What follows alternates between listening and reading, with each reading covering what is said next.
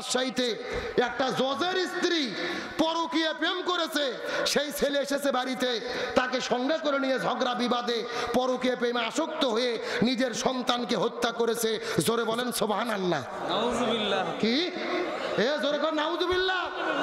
চিন্তা করে দেখেন, একটা যেই জজ নিজেই বিচারক, নিজে বিচার করে, অথচ তার স্ত্রী গাইবান্ধার একটা ছেলের সঙ্গে পরকীয়া প্রেমে আসক্ত। 5 বছর ধরে টাকা পয়সাও পাঠায়, এখন বনিবনাত হচ্ছে না। ছেলে চলে এসেছে, ঝগড়া শুরু হয়েছে, ছেলে এসেছে, গন্ডগোল, ঝগড়া, ফাসাদ, চাকু মারামারি, কামড়া কামড়ি, শেষ পর্যন্ত ছেলেটা হারিয়ে গেল। পরকীয়াতে আসক্ত হয়ে নিজের সন্তানকে হারিয়ে ফেললো। এখানে শুধু ছেলেকে দোষ দিলে হবে না, সবচেয়ে বেশি দোষ হলো মহিলার। এখন বলবেন হুজুর কেন? আল্লাহর কোরআন বলেছে ওয়াজ্জানিয়াতু ওয়াজ্জানি। আল্লাহ কিন্তু বলেনি বেবিচারী বেবিচারিনী, আল্লাহ তা বলেনি। আল্লাহ বলছে ওয়াজ্জানিয়াতু ওয়াজ্জানি, বেবিচারিনী, তারপরে বেবিচারী। মুফাসসির কিরাম বলেছে একটা ছেলে এবং মেয়ে যখন জিনা সংগঠিত হয়, একটা ছেলে ততক্ষণ পর্যন্ত জিনা করতে পারবে না যদি মহিলা সম্মত না থাকে।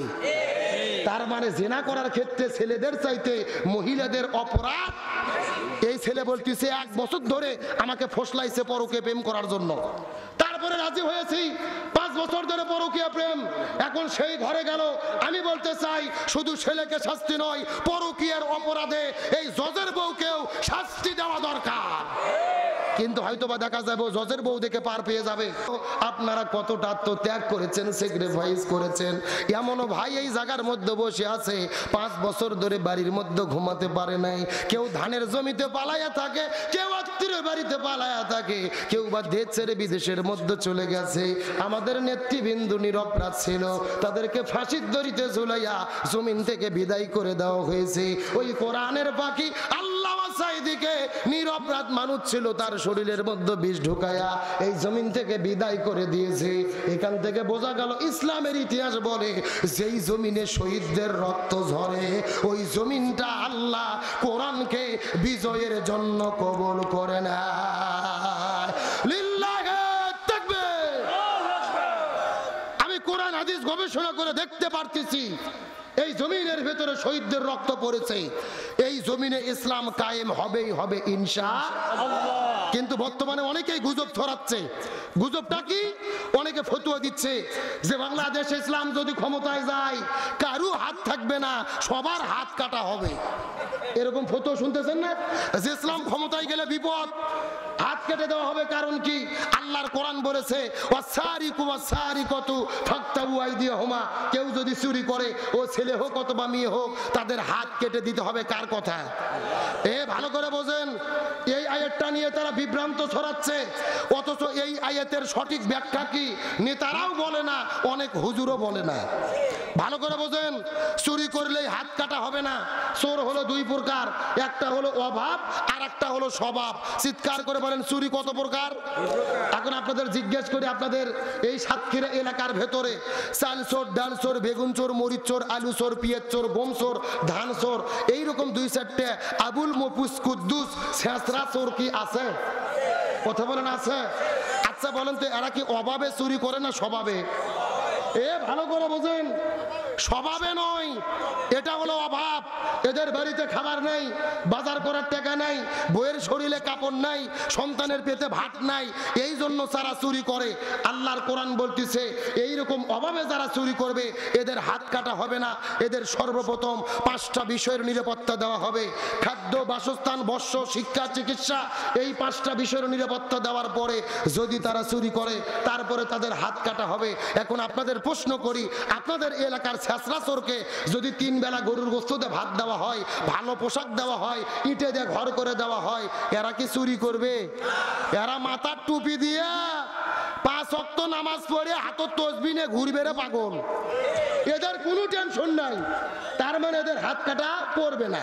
এখন আপনাদের প্রশ্ন করি, ওই ঢাকা শহরের সচিবালয়ে বসে কলমের খোসা মেরে এসি ঘরের ভেতরে দুর্নীতি করে কোটি কোটি টাকা যারা বিদেশে নিয়ে যায়, চুরি করে বেগম পাড়া তৈরি করে, চিৎকার করে বলেন এরা কি অভাবে চুরি করে না স্বভাবে? হ্যাঁ, ভালো করে বোঝেন। এদের কিন্তু কোনো অভাব নাই, ব্যাংকে কোটি কোটি টাকা টাকা রয়েছে, 4-5টা বাড়ি রয়েছে, বেগুন পাড়া রয়েছে, 8-10টা গাড়ি রয়েছে, তারপরে এরা চুরি করে। তার মানে এরা চুরি করে স্বভাবে। আর আল্লাহর কোরআন বলতেছে এই স্বভাবে যারা চুরি করে সর্বপ্রথম এদের হাত কাটতে হবে। এ বিশ্বাস করেন, আজকে বাংলাদেশের এক সচিবকে ধরার পরে ঢাকার বাইতুল মুকাররমের উত্তর পাশে প্রকাশ্য দেবালোকে যদি হাত কেটে দেওয়া হতো, আর বাংলাদেশের সব টেলিভিশনে ফেসবুকে যদি লাইভ সম্প্রচার করা হতো, এক চোরের হাত কাটলে বাংলাদেশে 30 লক্ষ সরকারি চাকরিজীবীরা তওবা করে ভালো হতে বাধ্য হতো। কথা ক্লিয়ার না ভেজাল আছে? আগে সর্বপ্রথম হাত কাটা পড়বে আপনাদের ইউনিয়ন পরিষদের চেয়ারম্যানের। কথা কন, কি সুন্দর দেখবেন ফতুয়া দেয় কুরবানির ঈদের দিনে যখন গরু গোস্ত বন্টন করে, এরকম হুজুরদেরকে ডাক দেয়, হুজুর গোস্ত 3 ভাগ করেন, মোস্তাব পদ্ধতি, 1 ভাগ আমি খাবো, 1 ভাগ গরিব দুঃখী খাবে, 1 ভাগ পাড়া প্রতিবেশী খাবে, আমার ভাগে কম হলে সমস্যা নাই, গরিবরা যেন কম না পায়। বলে কি বলে না? মনে হয় জিবরাইলের খালাতো ভাই এই মাত্র জান্নাত থেকে পালিয়ে আসলো। কিন্তু 3 দিন পরেই যখন ওই ইউনিয়ন পরিষদের চাল আর গম বন্টন করতে গেছে, তখন দাড়ি পাল্লা রেখে দিয়ে ভাঙ্গা বালতি নিয়ে গেছে। এ কথা কন না কা, লেখে নিচ্ছে 20 কেজি, দিচ্ছে 8 শেয়ার। যদি কোনো গরিব মানুষ বলে কে ভাই 20 কেজি লেখে নিয়ে 8 শেয়ার দিলেন কেন, বলে এই বেশি কথা বললে কিন্তু তোর নাম কেটে দেব। তখন গরিব মানুষ বলে ভাই নাম কাটে দেন না, যা দেন খাইয়া বাসি। আর যদি কেউ বিধবা ভাতা, বয়স্ক ভাতা কাট করে নিতে চায়, 5000 টাকা ঘুষ দিয়ে অন্তত 2 বছর আগে সিরিয়াল দেওয়া লাগে। এ ঠিক আছে, আসতে বলেন কেন? এ জোরে বলেন ঠিক, আরো জোরে ঠিক। বিশ্বাস করেন, আপনাদের ইউনিয়ন পরিষদের এক চেয়ারম্যানকে ধরে, এক মেম্বারকে ধরে প্রকাশ্য দেবালোকে চুরি করার অপরাধে যদি হাত কেটে দেওয়া হয়, আর বাংলাদেশের সব মিডিয়াতে যদি লাইভ সম্প্রচার করা হয়, এই দেশের 3000 চেয়ারম্যান মেম্বারেরা এমনিতেই তওবা করে ভালো হতে বাধ্য হবে। তার মানে বোঝা গেল এলাকার ছেঁচড়া চোরের হাত কাটার কোনো টেনশন নেই। বলেন কোনো টেনশন? আপনারা অনেকেই কিন্তু সৌদি আরবে হজ করতে গেছেন, এরকম লোক নাই? আমি কয়েকবার গিয়েছি, প্রতিবারই যাই, যাওয়ার পরে লক্ষ্য করে দেখি যে কোন হাত কাটা লোক আছে কিনা। যেহেতু আইন আছে, খুঁজি পাই না। আল্লাহর কোরআন বলেছেন ওয়াজ্জানিয়াতু ওয়াজ্জানি ফাজলিদু কুল্লু ওয়াহিদিম মিনহুমা মিয়াতা জালদা। যদি কোনো ছেলে মেয়ে বিয়ে করার আগে জিনা করে 100টা বেতের আঘাত করে তাদের বিয়ে পড়ে দিতে হবে। আর যদি কেউ বিয়ে করার পরে জিনা করে বুক পর্যন্ত পুঁতে রেখে পাথর মেরে হত্যা করতে হবে। চিৎকার করে বলেন হুকুম কার? আজকে বাংলাদেশের এক জিনাকারীকে ধরে বুক পর্যন্ত পুঁতে রেখে প্রকাশ্য দেবালোকে পাথর মেরে যদি হত্যা করা হতো, জিনা তো দূরের কথা, ধর্ষণ তো দূরের কথা, ইফতিজিং তো দূরের কথা, অনেক যুবকের ভয়েতে স্বপ্ন দোষ পর্যন্ত বন্ধ হয়ে যেত। ছেলে হবে না, আমি যে কথা বলতে চাচ্ছিলাম, তাহলে শান্তির জন্য কিসের বিধান লাগবে? কোরআনের আইন দিয়ে যদি বিচার হতো, জজের বউ পরকে প্রেম করতে পারতো না, জিনা ব্যভিচার করতে পারতো না। যে কথা বলতে চাচ্ছিলাম, সৌদি আরব যাওয়ার পরে জিজ্ঞেস করলাম যে কে ভাই হাত কাটা লোক নাই কেন? একটা হুজুর বলতেছে হুজুর আপনি কি পাগল হয়েছেন? এ বাবা কিসের গল্প বাবা, আসতে প্লিজ। একটা হুজুর বলতেছে হুজুর আপনি কি পাগল হয়েছেন? যেই দেশে হাত কাটার আইন থাকে ওই দেশে চুরি থাকে না। সুবহানাল্লাহ কোন? তার মানে বোঝা গেল আল্লাহর কোরআনের আয়াতের উদ্দেশ্য কারো হাত কাটা না। আল্লাহর কোরআনের আয়াতের উদ্দেশ্য এই সমাজ থেকে চুরি বন্ধ করা। আল্লাহর উদ্দেশ্য এই জমিনে পাথর মেরে মানুষ হত্যা করা নয়। আল্লাহর উদ্দেশ্য সুদ ঘুষ দুর্নীতি জেনা ব্যভিচার মুক্ত সমাজ গড়া।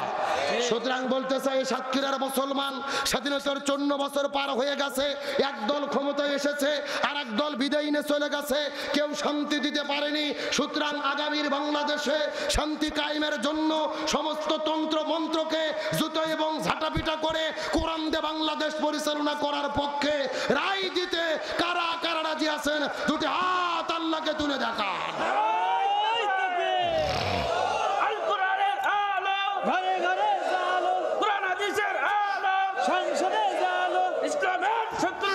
হুশিয়ার সাবধান, কাফের কাফের কাদিয়ানেরা কাফের।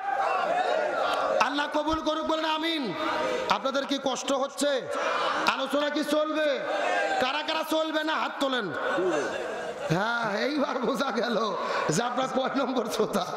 এ সত্য সত্য কারা কারা চলবে কষ্ট করে একটু হাত তোলেন তো। হাত উঠান, হাত উঠান দেখি। লিল্লাহি তাকবীর। হয় না হাত টান টান করে উঠান। এ মুরব্বি মুরব্বি মুরব্বি, হ্যাঁ হাত উঠান। হ্যাঁ সবাই একটু গলা কেকার দেন তো দেখে। হ্যাঁ লিল্লাহি তাকবীর। আল কোরআনের আলো সংসদে জালো, সারা বাংলায় জালো। আজকের মাহফিল চলছে চলবে, সাতক্ষীরের মাহফিল, কয়ার বিলের মাহফিল কতক্ষণ চলবে? সারা রাত। কেরিয়াটাকে হুজুর মারা বাস নাকি? আমার ভাইরা সারা রাত নয়, আলোচনা যেহেতু শুরু করেছি ভাই, আর 15 মিনিট টাইম কি দেওয়া যাবে? জোরে বলেন, দেওয়া যাবে? আলোচনা চলছে, তবে কোনো ওটাউটি করা যাবে? বড় ভাই উঠলো কেন? না না, কোরআনের আইনের কথা শুনে ওটা কিন্তু লক্ষণ ভালো না। যদি পেশাব করে জাগার মাল জাগাত ফেরত না আসে, তাহলে মনে করবেন ভেজাল আছে। লিল্লাহি তাকবীর। তাহলে কোরআনের পক্ষে রায় দিতে আপনারা রাজি আছেন তো ইনশাআল্লাহ? আবার অনেক হয়তো মন খারাপ করলেন, হুজুর আপনি আবার ভোটের কথা বলতেছেন নাকি? এ ভালো করে বোঝেন, অনেকেই তো গুজব তুলেছে যে জামাত ইসলামের লোকজন জান্নাতের টিকিট বিক্রি করতেছে, এরকম শুনতেছেন না? আপনাদের সাতক্ষীরাতে জামাত ইসলামের লোকজন কি জান্নাতের টিকিট দিচ্ছে নাকি? আপনারা কি পাইছেন?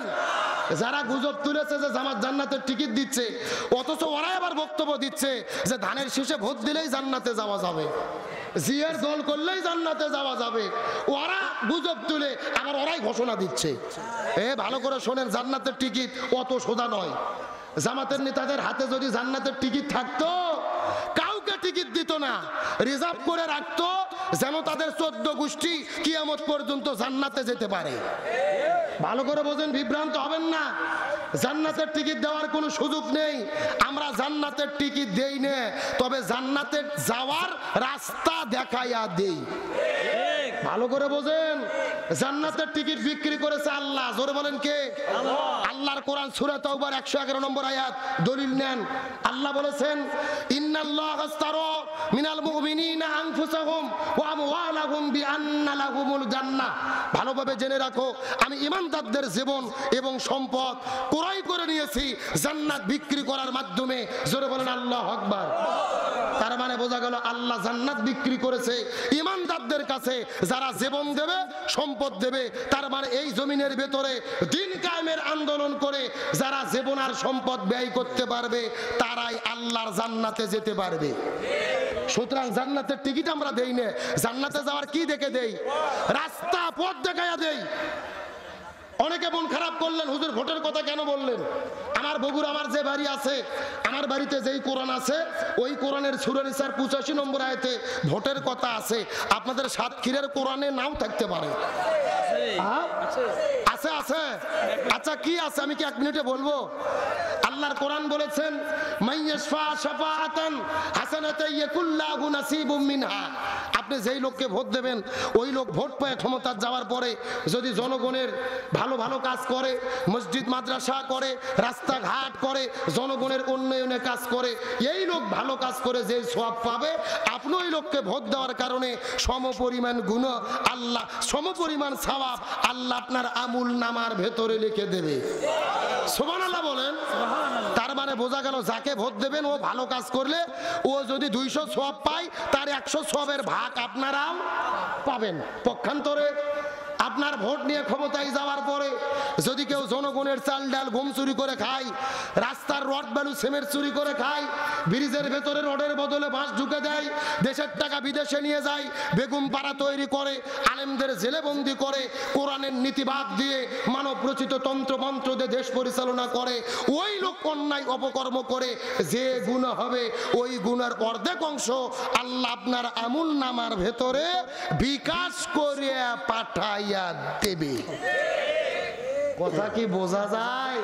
তার মানে বোঝা গেল একটা ভোটের কারণে জান্নাত হতে পারে, আবার একটা ভোটের কারণে জাহান্নামও হতে।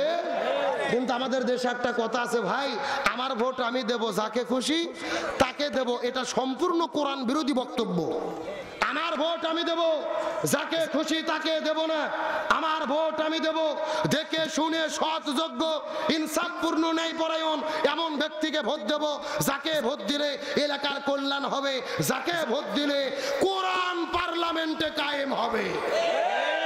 অর্ধেক বললে বুদ্ধিমান বোঝে, পুরো বললে গাধাও বোঝে না। আমি মনে করি আজকে আমার সামনে কোনো গাধা নাই, সব বুদ্ধিমান বসে আছে, আর বুদ্ধিমানদের জন্য ইশারাই যথেষ্ট।